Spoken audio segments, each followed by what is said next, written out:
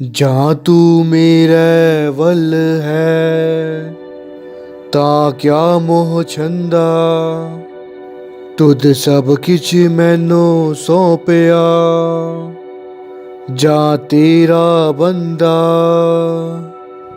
ਲਖਮੀ ਟੋਟ ਨਾ ਆਵਈ, ਖਾਏ ਖਰਚ ਰਹੰਦਾ। लख 84 मेदनी, सब सेव करंदा। एह वैरी मित्र सब कीतियां, नह मंगे मंदा। लेखा कोई न पूछई, जाहर बखसंदा।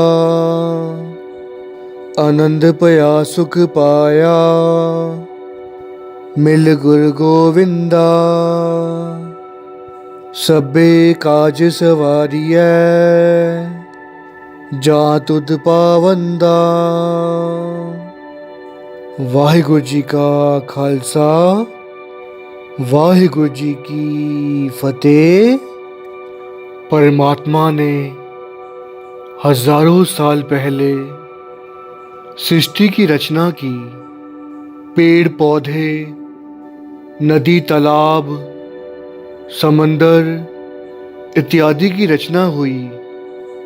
भिन्न भिन्न प्रकार के जानवर सृष्टि पर आए, परंतु परमात्मा की सबसे श्रेष्ठ रचना इंसान है। क्योंकि इंसान में परमात्मा ने जो शक्तियाँ बख्शी हैं वो किसी भी 84 लाख जीवों में प्राप्त नहीं होती। जो बोलने की शक्ति, विचार करने की शक्ति और सबसे पहले तो प्रभु की प्राप्ति की शक्ति, ये सभी शक्तियाँ परमात्मा ने इंसान को बख्शी है। इंसान चाहे तो खुद अपने हाथों से अपने जीवन को स्वर्ग बना सकता है और खुद ही अपने हाथों से नरक बना सकता है।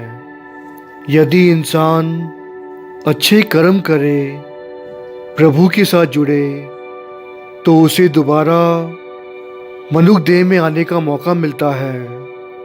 परंतु जो व्यक्ति पाप कर्म करता है, झूठ बोलता है, चोरियां करता है, डकैतियां करता है, यहाँ तक कि इंसान को ही मार देता है, उसका खून करता है, जानवरों को मारकर खाता है, ऐसे व्यक्ति फिर से 84 लाख जुनों में फंसते हैं। इसी प्रकार सृष्टि का चक्र चलता आ रहा है और संसार चलता जा रहा है। परमात्मा ने तो इंसान बनाए थे, परंतु इंसान ने ये जात पात, ऊंच नीच, बड़ा छोटा, ये सभी भेदभाव किए। जात पात के नाम पर सृष्टि पर कई झगड़े हुए, कई दंगे हुए, जिसमें दोनों ही तरफ के कई लोग मारे गए। परमात्मा की नज़र में तो सभी एक हैं। परमात्मा ने तो सभी की रगों में एक जैसा लाल खून ही दिया था, परंतु ना जाने हमने क्यों इन भेदभाव को पाल लिया। और इसके सहारे कई बार हम देखते हैं कि हम प्रभु को भी पाना चाहते हैं, यानी कि धर्म की आड़ में हम प्रभु का भी बंटवारा कर देते हैं, जबकि वो प्रभु एक है। जिस प्रकार सोरठ राग में पंजवी पातशाही धन धन साहिब श्री गुरु अर्जन देव जी फरमाते हैं, एक पिता एकस के हम बारिक, तू मेरा गुर हाई। यहाँ पर गुरु साहब जी कह रहे हैं कि हमारा एक पिता है और हम सभी उसी एक के हम बालिक हैं। यानी कि बच्चे हैं, और तू ही हमारा गुरु है जो हमें सच्ची राह बताता है, जिस राह पर चलने से हमारा उद्धार हो जाएगा, हमारा जीवन मरण कट जाएगा। रामकली राग में गुरु अर्जन देव जी का एक बहुत ही प्यारा शब्द है, जिसमें गुरु अर्जन देव जी फरमाते हैं, कोई बोले राम राम, कोई खुदाए, कोई सेवे गुसैया, कोई अल्लाहे, कारण करन करीम, कृपा तार रहीम, रहाओ। कोई नावे तीरथ, कोई हज जाए, कोई करे पूजा, कोई सिर निवाए, कोई पढ़े वेद, कोई कतेब, कोई ओढ़े नील, कोई सुपेद, कोई कहे हिंदू, कोई बांछे पीसत, कोई सुरगिंदू।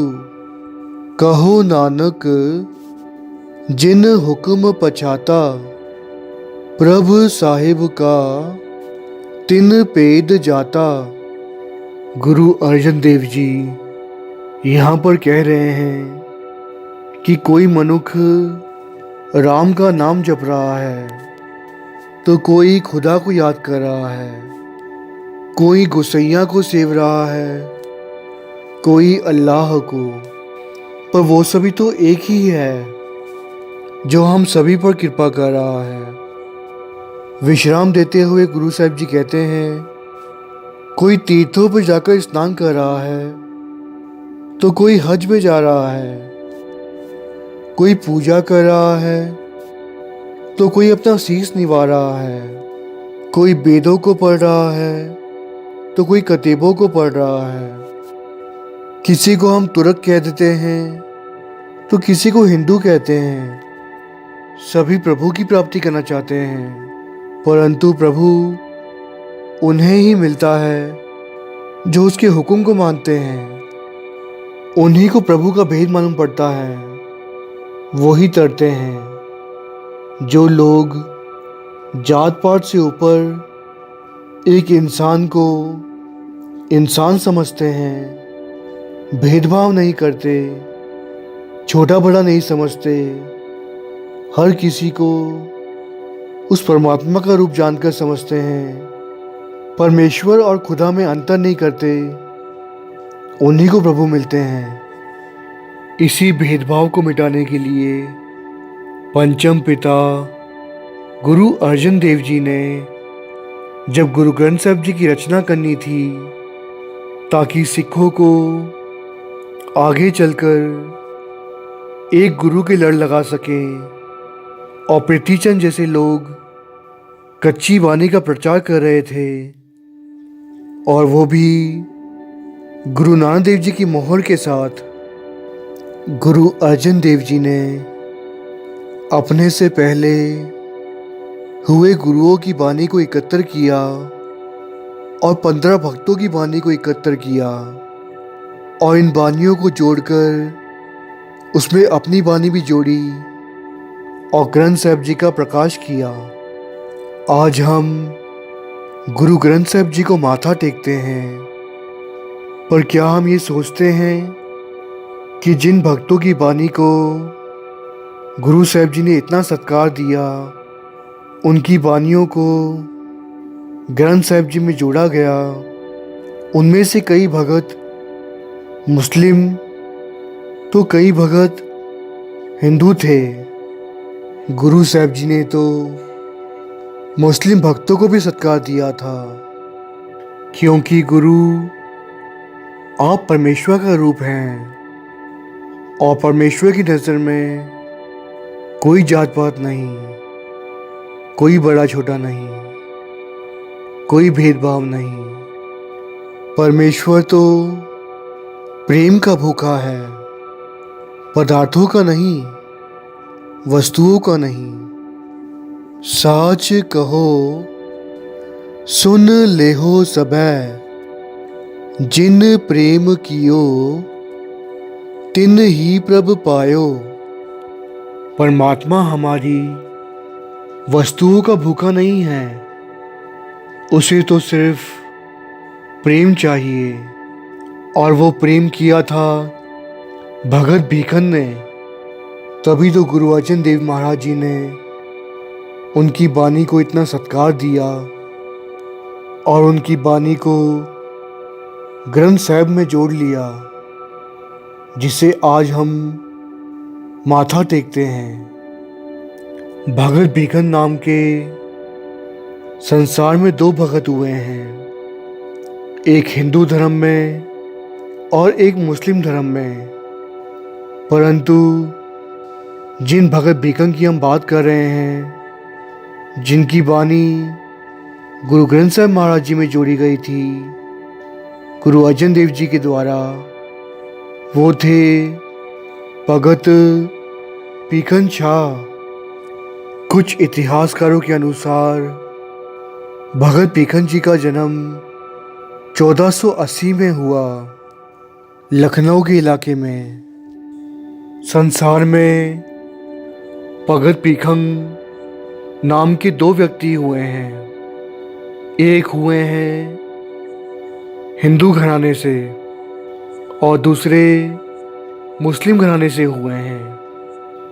परंतु इतिहासकारों के अनुसार गुरु अर्जन देव जी ने जिन भगत बीखन की बानी को साहिब श्री गुरु ग्रंथ साहिब महाराज जी में अंकित किया था, वो मुस्लिम थे। परंतु उनके जन्म स्थान के बारे में बहुत ही मतभेद हैं। कुछ लोगों के अनुसार भगत बीखन जी का जन्म काकोरी गांव, जो कि लखनऊ में है, वहाँ पर हुआ। परंतु कुछ लोग कहते हैं कि उनका जन्म पाकोरी गांव में, जो कि यूपी में है, वहाँ पर हुआ। और कुछ लोगों का यह भी कहना है कि उनका जन्म पंजाब में हुआ था। परंतु इतना तो साफ है कि वे एक मुस्लिम थे और सूफी घराने के थे। परंतु उनके विचार सूफियों से अलग थे। बल्कि कुछ इतिहासकार तो यह भी कहते हैं कि उनकी विचार शैली धन्न गुरु नानक देव जी से बहुत मिलती है। जो शब्द उन्होंने लिखे और जो गुरु ग्रंथ साहिब जी में अंकित हुए, अगर उन शब्दों को हम पढ़ें तो हमें ऐसा महसूस होता है कि वो शब्द शायद गुरु नानक देव जी के हैं, क्योंकि उनकी विचार शैली, लिखने का ढंग, वो सभी गुरु नानक देव जी से मेल खाता है। कुछ इतिहासकार तो ये भी कहते हैं क्योंकि शायद वो गुरु नानक देव जी से मिले हों। परंतु इन बातों के बारे में इतिहास में ज़्यादा जानकारी नहीं मिलती। उनका इतिहास गुप्त था। परंतु ऐसा हुआ क्यों? क्योंकि ये बहुत सोचने की बात है कि जिन 15 भक्तों की बानी ग्रंथ साहिब जी में अंकित की गई, बाकी 14 भक्तों के बारे में सभी जानकारी मिल जाती हैं। परंतु भगत बीखन जी के बारे में अगर हम जानना चाहें तो थोड़ा कठिन होता है। मुश्किल से हमें उनके बारे में कुछ जानने को मिलता है। शायद ही हमें कुछ कमी है जो हम इतिहास को संभाल नहीं पाए, जो कि बहुत ही अमूल्य है।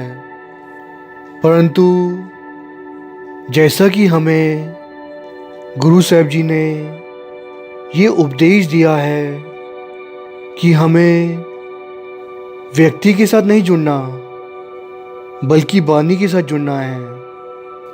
आज भी हम संसार में देखते हैं कि पंजाब के डेरों से बड़े बड़े साधु संत आते हैं और कई सिख उनके साथ जुड़ जाते हैं। हमें तो गुरु के साथ जुड़ना है, गुरु की सेवा करनी है। डेरे तो कभी प्रीतिचंद जैसे लोगों ने भी बनाए हुए थे, जो कि गुरु अर्जन देव जी के खिलाफ ही सिखों को भड़काते थे और कच्ची बानी का प्रचार करके सिखों को अपनी ओर खींच रहे थे और गुमराह कर रहे थे। हमें ऐसे डेरावादी वाले लोगों से बचना है और गुरु के साथ जुड़ना है और गुरु साहब जी के उपदेश को अपने जीवन में ढालना है। भगत बीकन जी ने हमें जो उपदेश दिया, जो कि पंजवीं पातशाही गुरु अर्जन देव जी को भी पसंद आया, तभी तो उनकी बानी को गुरु साहब जी ने इतना सत्कार दिया। आज जब हम गुरु ग्रंथ साहब जी को माथा टेकते हैं तो हम भगत बीकन जी की बानी को भी माथा टेक रहे होते हैं। तन है भगत बीकन जी। भगत बीकन जी की बानी सोरठ राग में गुरु ग्रंथ साहब जी में अंग 659 पर आती है। राग सोरठ, बानी भगत बीकन जी। इको अंकार सतगुर प्रसाद, नैनहु नीर बहे तन खीना, पए केस दुधवानी, रुधा कंठ शब्द नहीं उचरै, अब क्या करे परानी, राम राय होहे बैद बनवारी, अपने संत है लेहु उबारी, रहाओ माथे पीर शरीर जलन है, करक करेजे माही, ऐसी बेदन उपज खरी, पई वाका औखद नाही, हर का नाम अमृत जल निर्मल, एहो औखद जग सारा, गुर प्रसाद कहे जन पीखन, पावो मोख द्वारा। सोरठ राग में भगत बीकन जी हमें ये समझाने की कोशिश कर रहे हैं कि हे मनुख, तू जाग जा। तूने अपना जीवन व्यर्थ के कामों में गवा दिया और जब मनुख बूढ़ा हो गया तो अक्सर हम देखते हैं कि बूढ़े मनुखों की पहले तो आंखें कमज़ोर होती हैं, उसके हाथ पांव कांपते हैं, आंखों में से पानी निकलता है, थोड़ा कुछ खाता है वो भी हजम नहीं होता, वो चल फिर नहीं सकता, गुरुद्वारे नहीं जा सकता। यहाँ तक कि जब इंसान बूढ़ा हो जाता है तो उसकी ज़ुबान भी लड़खड़ाती है। वो जो कहता है वो हम समझ नहीं पाते, मुंह में दांत नहीं रहते, बाजुओं में हिम्मत नहीं रहती, वो शुद्ध बानी में पाठ नहीं कर सकता, क्योंकि बानी का उच्चारण शुद्ध होना चाहिए।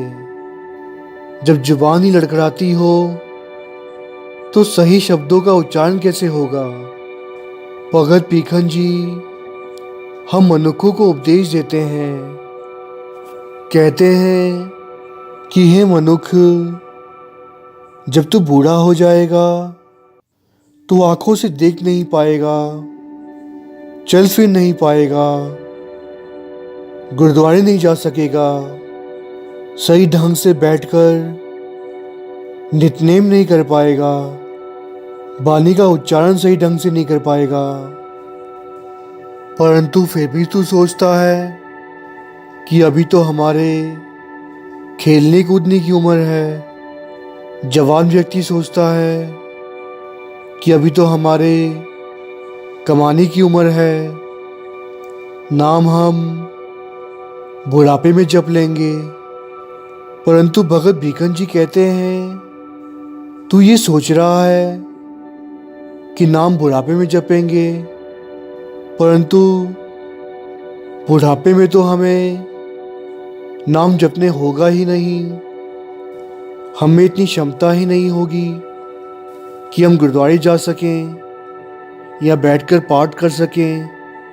तभी तो सिर्फ हमारे हाथ में पछतावा आएगा, क्योंकि हमारी उम्र बीत चुकी होगी और संसार में हम आए हैं प्रभु की प्राप्ति के लिए। क्योंकि घर तो पक्षी भी बनाते हैं, तिनका तिनका जोड़कर घोंसला तैयार करते हैं, बच्चे पैदा करते हैं, उन बच्चों को पालते हैं। आपने पक्षियों को देखा होगा कि पहले तो वो कहाँ कहाँ से तिनका जोड़ते हैं, घास फूस को उठाकर ले जाते हैं और कितनी मेहनत करके घोंसला बनाते हैं। और जब बच्चे होते हैं तो कहाँ कहाँ से दाने चुगते हैं, उन दानों को जाकर अपने बच्चों के मुंह में डालते हैं, उनका पेट भरते हैं। और हम में और पशु पक्षियों में क्या अंतर है? बच्चे तो वो भी पाल लेते हैं, घर तो वो भी बना लेते हैं।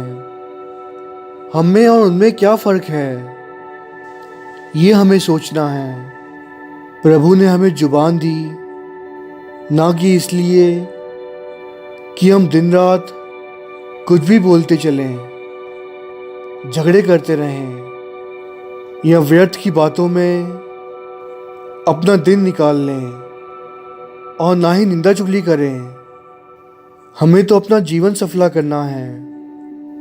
और वैसे भी जिस प्रकार हमें भगत कबीर जी ने एक बहुत बड़ा उपदेश दिया है, वे अपनी बानी में कहते हैं, राम जपो जी ऐसे ऐसे, त्रु प्रहलाद जपयो हर जैसे।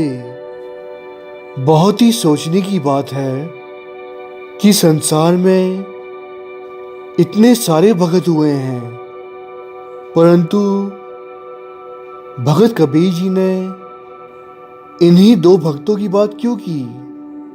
क्या कभी आपने ये सोचा है कि भगत कबीर जी ऐसा क्यों कह रहे हैं कि राम का नाम ऐसे जपो जैसे भगत ध्रुव और भगत प्रहलाद ने जपा था?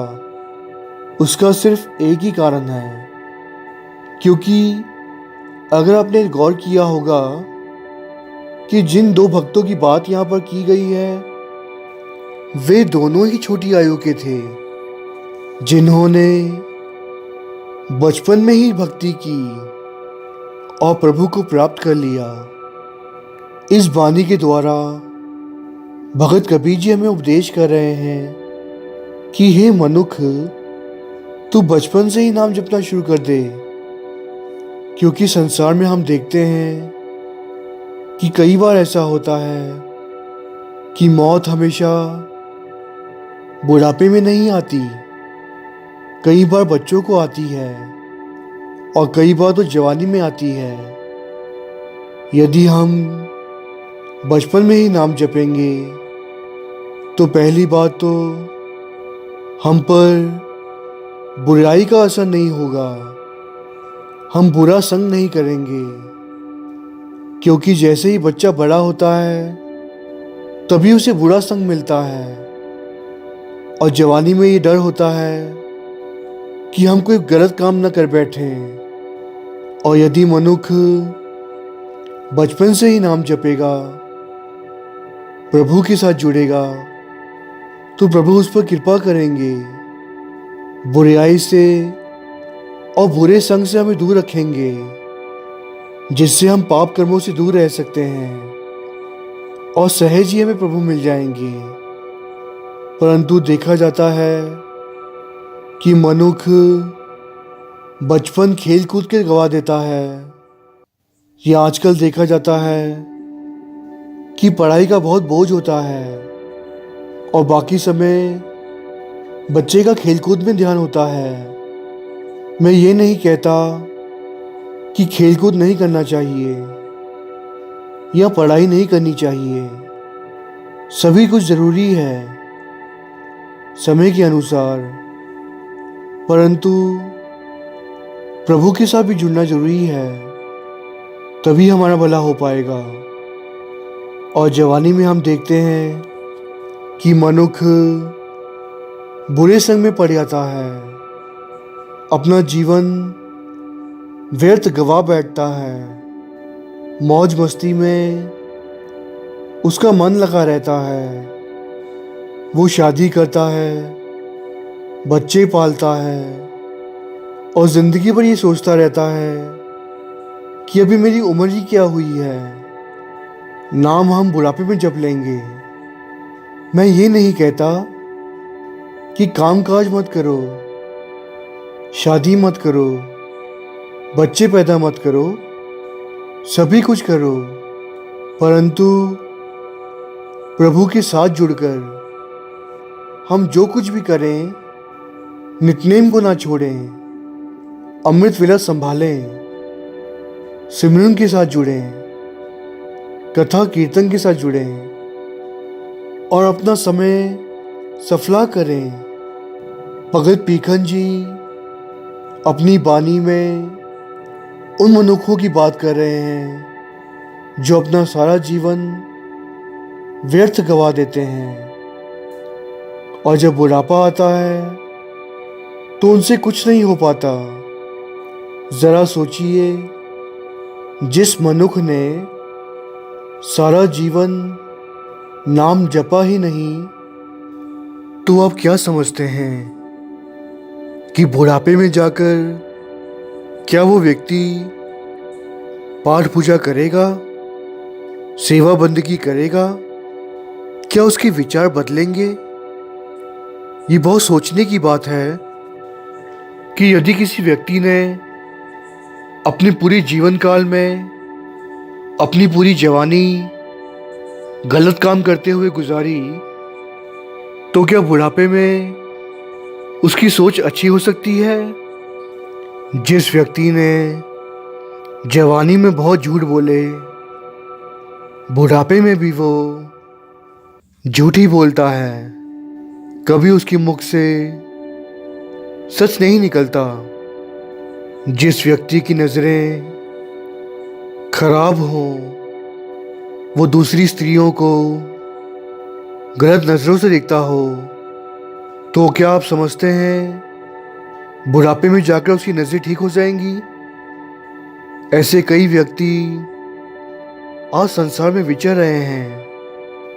जब उनके पास जाकर बैठो तो पता चलता है कि जैसे संस्कार उसके जवानी में थे, उसी प्रकार के संस्कार आज बुढ़ापे में भी देखने को मिलते हैं। वो व्यक्ति बदलता नहीं, परंतु जिस पर गुरु कृपा कर दे, मेहर कर दे, वही व्यक्ति सुधर सकता है, उसी का बेड़ा पार होता है। बाकी तो डूब जाते हैं। कई बार संसार में ऐसा भी देखने को आता है कि किसी व्यक्ति को उसके जीवन में चोट मिल जाती है, किसी दुख की वजह से वो व्यक्ति संभल जाता है और सोचता है कि अब बुरे काम करना नहीं चाहिए। वो बुरे कामों से तौबा कर लेता है इसीलिए तो गुरु साहिब जी ने कहा है, दुख दारू सुख रोग पया। कभी कभी दुख जो होते हैं वो दारू के समान बन जाते हैं, यानी कि दवाई के समान। जिस प्रकार पुराने बुजुर्ग कहते थे ना, दवा दारू ली कि नहीं, उसका मतलब वो होता था कि जो तुम्हें दुख है उसकी दवाई ली कि नहीं। उसी प्रकार गुरु साहिब जी भी कह रहे हैं कि कई बार जो दुख आते हैं वो हमारे लिए दवा का काम करते हैं, क्योंकि मनुष्य अपने बुरे संस्कारों से तौबा कर लेता है और सही रास्ता चुनकर आगे बढ़ता है। वो रास्ता जो कल्याणकारी हो, जो उसे प्रभु की राह पर ले चले। भगत पीखन जी अपनी वाणी में वही फरमा रहे हैं, राम राय होए वैद बनवारी।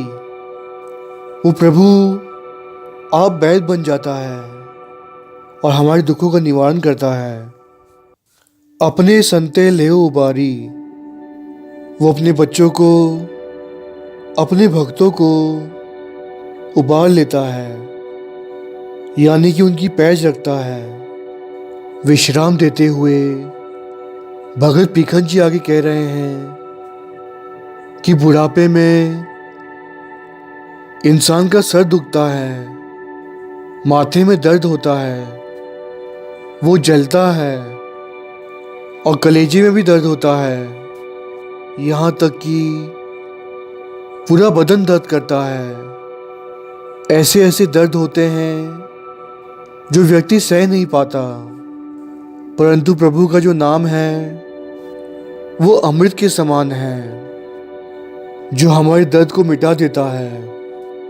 भगत पीखन जी अपने पहले शब्द की आखिरी पंक्ति में कह रहे हैं, गुर प्रसाद कहे जन पीखन पावो मोख द्वारा। भगत जी यहाँ पर कह रहे हैं कि उसकी कृपा से, उसके प्रसाद से मनुष्य को मोक्ष द्वार मिल जाता है, यदि वो प्रभु के साथ जुड़े, भक्ति करे, सिमरन करे, सेवा करे। मोक्ष द्वार मिलना आसान नहीं है। वो दरवाजे तो उनके लिए खुलते हैं जिन्होंने सारा जीवन प्रभु की बंदगी की हो। जो व्यक्ति सिमरन करते हैं, सेवा करते हैं, सारा जीवन प्रभु के लिए अर्पण कर देते हैं, अपने आखिरी वक्त पर भी उन्हें प्रभु ही याद आते हैं। जीवन प्रभु के लिए अर्पण करना यानी ये नहीं कि आप कोई संस्थान ज्वाइन कर लें, साधु बन जाएं। नहीं भाई, हमें तो किरत करनी है और वर्ण छकना है। गुरु साहिब जी ने तो हमें यही सिखाया है। शादी करके, गृहस्थी संभाल कर, प्रभु के साथ जुड़कर अपना जीवन सफला करना है। और वैसे भी आज हम संसार में देख ही रहे हैं कि कितने साधु पकड़े जा चुके हैं गलत काम करते हुए, जिनकी बड़ी बड़ी संस्थाएं थीं। आज भी ऐसी कई संस्थानें चल रही हैं, परंतु हमें ऐसे लोगों से दूर रहना है, बचकर रहना है। ऐसे लोग हिप्नोटाइज करके हमें अपना बना लेते हैं और हमें हमारे ही गुरुओं से दूर कर देते हैं।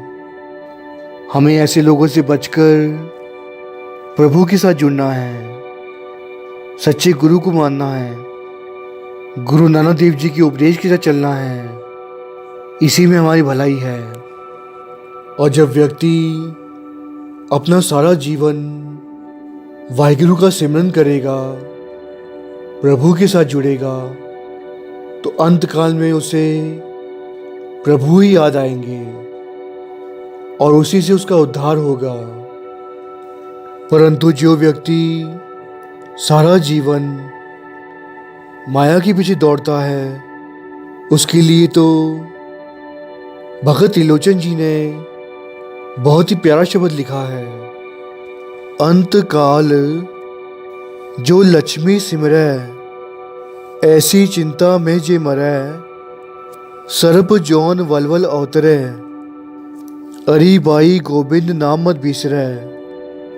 जो व्यक्ति अपने आखिरी समय पर माया के बारे में सोचेगा, पैसों के बारे में सोचेगा और उसके प्राण निकल जाएंगे, ऐसे व्यक्ति को अगली जून सांपों की मिलती है। तो गुरु साहब जी हम पर कृपा करें कि हम सिर्फ और सिर्फ प्रभु का सिमरन करें, ताकि आखिरी वक्त पर भी हमें प्रभु ही याद आए और भगत पीकन जी के कहे अनुसार हमें मोक्ष द्वार मिल जाए और हम तर जाएं। भगत पीकन जी, इनकी दूसरी बानी सोरठ राग में है। इनकी बानी को पंचम पिता गुरु अर्जन देव जी ने सत्कार दिया और इस बानी को भी गुरु ग्रंथ साहब महाराज जी में जोड़ा, जिसमें भगत पीकन जी ये फरमाते हैं, ऐसा नाम रतन निर्मोलक, पुण्य पदार्थ पाया, अनिक जतन कर हृदय राखिया, रतन न छपै छपाया, हर गुण कहते कहन न जाई, जैसे गूंगे की मिठियाई, रहाओ रसना रमत, सुनत सुख श्रवना, चित चेते सुख होई, कहो पी खन, दुए नैन संतोखे, जह देखा तह सोई। अपनी इस दूसरी वाणी में भगत पीकन जी संसार को उपदेश देते हुए कह रहे हैं कि जो प्रभु का नाम है वो रत्नों के समान है और निर्मोलक है, जिसका कोई मोल नहीं पाया जा सकता। परंतु ये नाम मिलता उनको है जिनकी पिछले बीजे हुए अच्छे कर्म होते हैं, उसी नाम की प्राप्ति होती है। कई बार संसार में देखने में आता है कि कुछ बच्चे बचपन से ही नाम के साथ जुड़ते हैं, भले कोई सिखाए या ना सिखाए, वो पाठ जरूर करते हैं। वो इसलिए क्योंकि वो पिछले जन्मों से ऐसा करते आ रहे हैं, प्रभु के साथ जुड़ते आ रहे हैं। वो बीज उन्होंने पिछले कर्मों में अच्छा बोया है, जिसका आगे चल कर उन्हें फल मिल रहा है कि आज भी प्रभु उन्हें अपने साथ जोड़ रहे हैं। आज व्यक्ति सेवा करता है और यदि वो सोचे कि सेवा मैं कर रहा हूँ, पहली बात तो सेवा बहुत मुश्किल से मिलती है।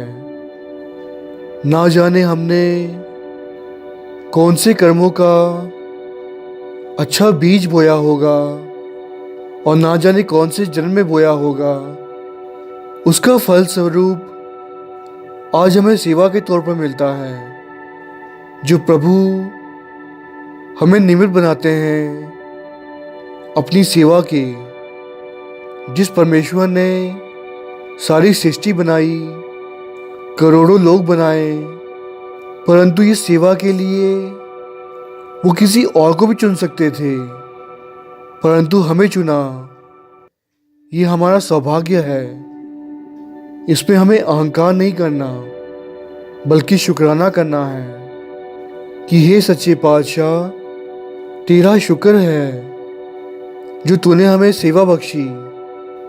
मैं इस लायक नहीं, फिर भी तू अपनी सेवा करवा रहा है। तेरा शुक्र है। भगत पीखन जी अपनी इस वाणी में आगे कह रहे हैं कि यदि कोई व्यक्ति बहुत से जतन करे छुपाने की उस प्रभु को और उसके नाम को, परंतु वो कभी छुपा नहीं सकता। प्रभु का नाम एक ऐसा निर्मोलक रतन है जो कभी किसी के हृदय में छुप नहीं सकता, वो प्रकट होता है। भगत पीखन जी आगे कह रहे हैं कि प्रभु के गुणों को, उसके नाम के गुण को कितना भी हम कह लें, परंतु हम उन गुणों का अंत नहीं पा सकते। उसकी वड्याई जितनी की जाए कम है। यदि कोई किसी गूंगे को पूछे कि इस भोजन का तुझे कितना स्वाद आया, वो बता नहीं पाएगा। उसी प्रकार प्रभु के नाम का ऐसा स्वाद आता है, ये स्वाद तो उसे ही पता है जिसने चखा हो। परंतु जैसे कोई गूंगा बता नहीं पाएगा, प्रभु का नाम भी वैसा ही है जैसे गूंगे की मिठाई।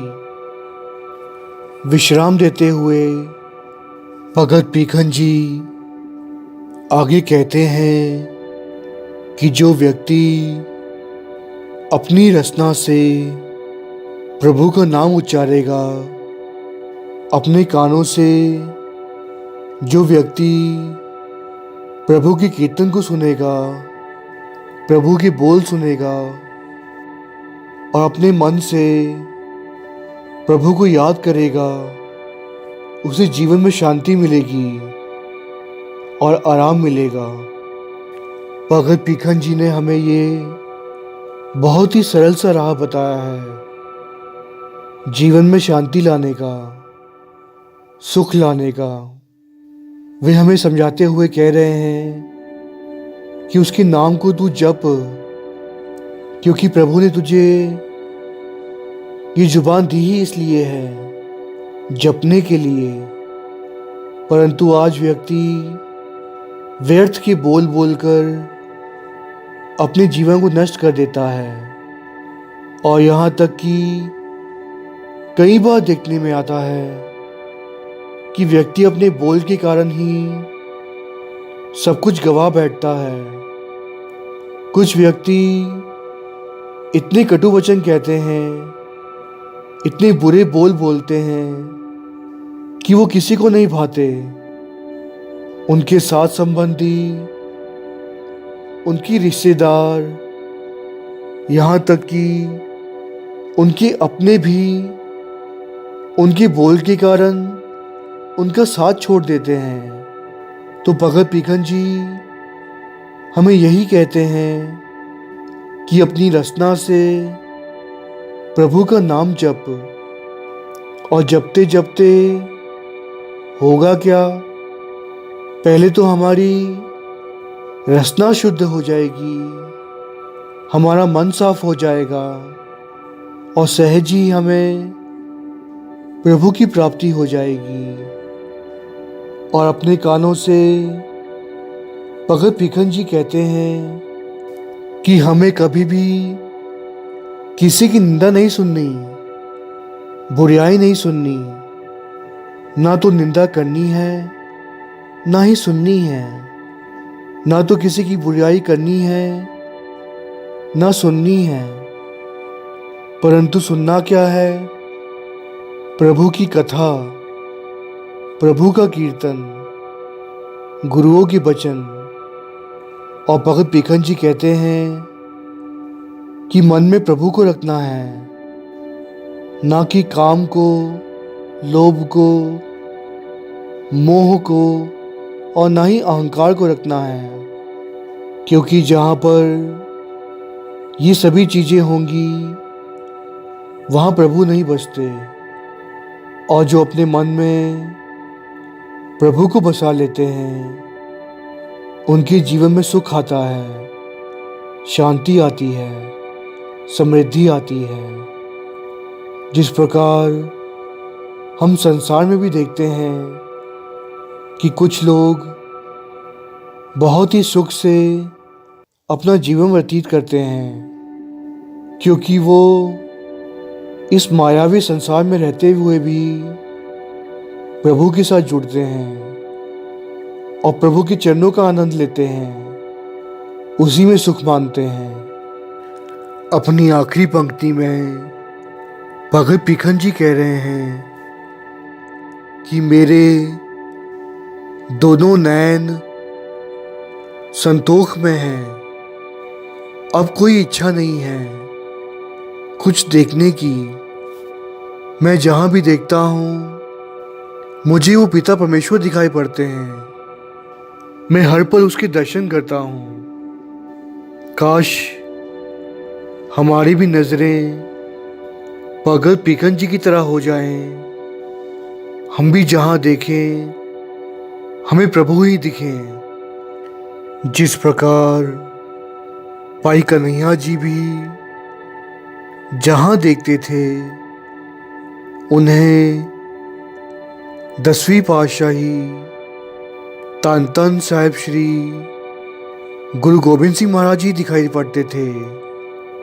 भाई कन्हैया जी को गुरु गोबिंद सिंह महाराज जी ने जंग में सिखों को पानी पिलाने की सेवा दी थी। सिख जब जुल्म के खिलाफ लड़ते, जंग करते, तो यदि कोई सिख घायल हो जाता या उसे पानी की प्यास लगती तो भाई कन्हैया जी को पुकारता और भाई कन्हैया जी उस सिख को जाकर जल छकाते। ऐसी उनकी सेवा थी। परंतु ये क्या, आज गुरसिखों ने उनकी ही शिकायत कर दी, वो भी गुरु गोबिंद सिंह महाराज जी के चरणों में। सिखों ने गुरु गोबिंद सिंह महाराज जी को बताया कि हे सच्चे पातशाह, कलगीधर पिता, ये जो कन्हैया जी हैं वो दुश्मनों को पानी पिलाते हैं। हम उन्हें मारते हैं, घायल कर देते हैं, और भाई कन्हैया जी हैं जो उन्हें ही जाकर जल छकाते हैं और उन्हें ताकत आ जाती है और वे खड़े होकर हमसे फिर से लड़ने लगते हैं। गुरु गोबिंद सिंह महाराज जी ने कहा, अच्छा तो बुलाओ भाई कन्हैया जी को। कहते हैं जब भाई कन्हैया जी आए तो इस बात के बारे में गुरु गोबिंद सिंह महाराज जी ने उनसे पूछा कि भाई आप ऐसे क्यों करते हो। इस पर भाई कन्हैया जी ने अपने हाथ जोड़ लिए, उनके चरणों में माथा टेकते हुए कहा कि हे सच्चे पातशाह, यदि मुझसे कोई भूल हुई हो तो मुझे क्षमा कर दें, परंतु मैं तो किसी दुश्मन को पानी पिलाता ही नहीं। इस पर सभी सामने खड़े गुरसिख बोलने लगे कि नहीं गुरु पातशाह जी, कन्हैया तो झूठ बोल रहा है। इस पर कन्हैया ने हाथ जोड़कर कहा, हे सच्चे पातशाह, मैं तो जहां देखता हूं मुझे आप ही दिखाई पड़ते हैं।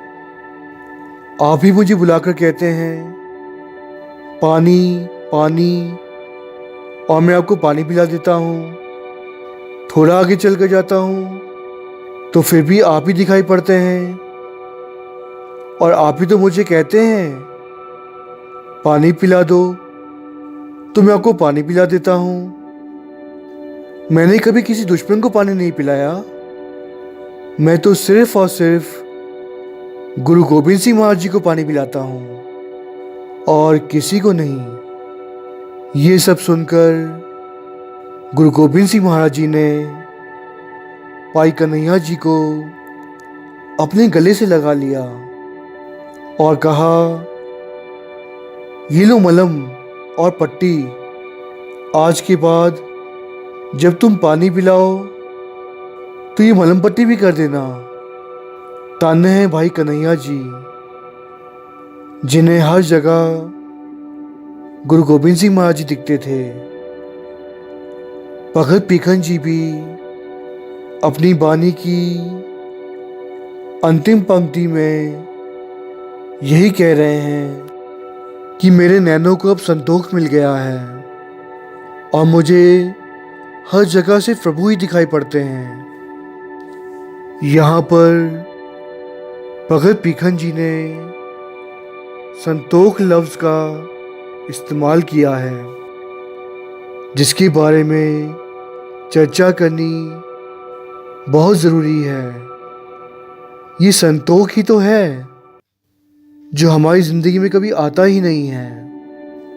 जिस प्रकार मांझ राग में दूसरी पातशाही धन धन साहिब श्री गुरु अंगद देव जी फरमाते हैं, आखन आख न रजियां सुनन न रजे कन, अखी देख न रजियां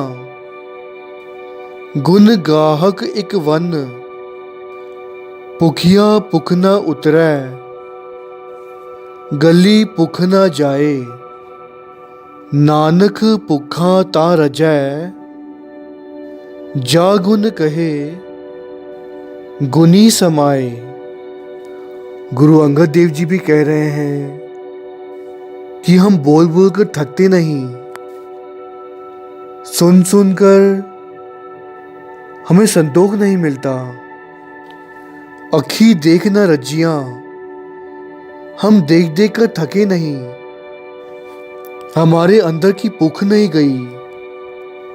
आखिरी पंक्ति में वे कहते हैं कि प्रभु की कृपा से ही, उसके नाम से ही हमें संतोष मिलेगा। इसी प्रकार भाई गुरदास जी भी हमें उपदेश देते हुए फरमाते हैं, अखी वेख न रजियां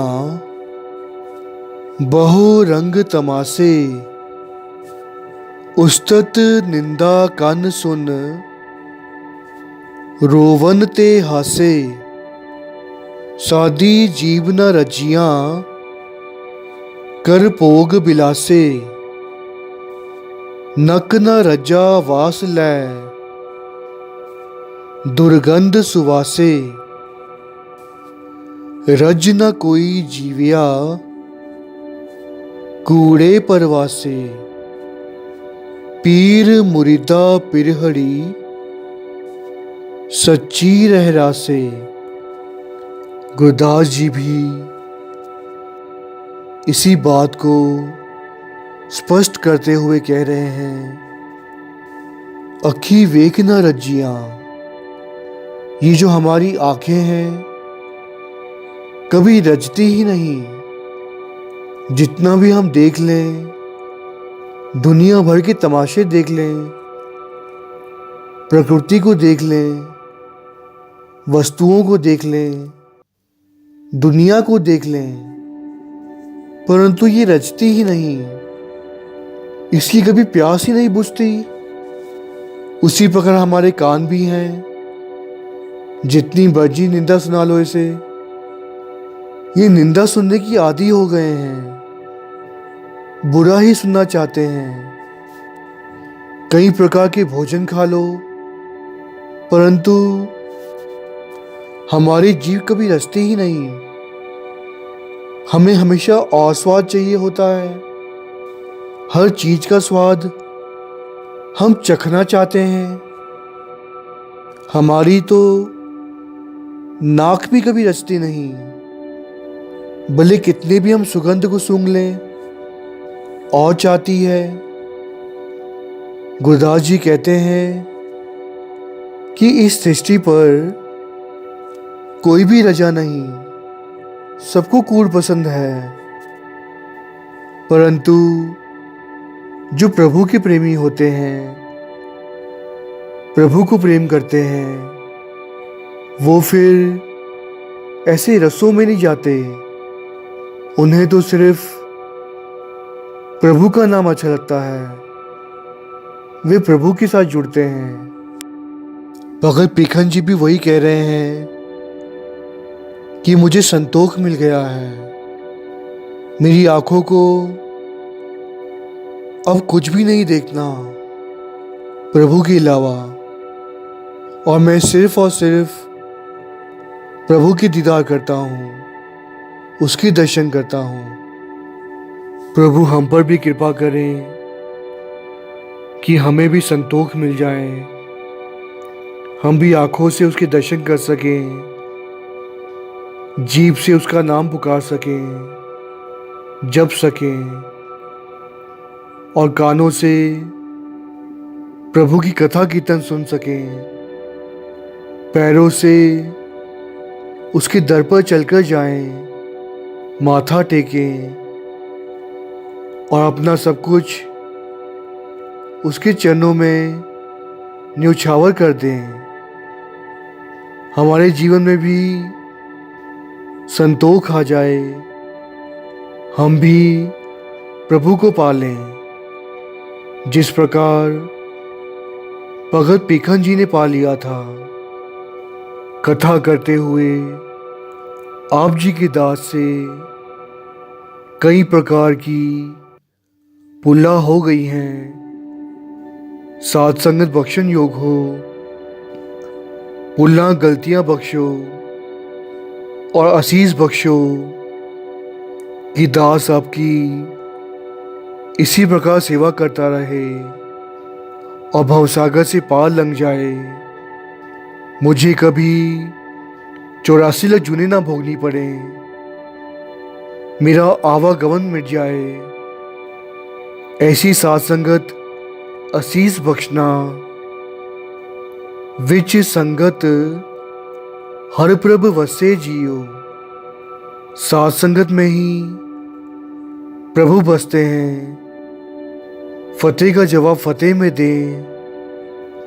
वाहिगुरु जी का खालसा, वाहिगुरु जी की फतेह।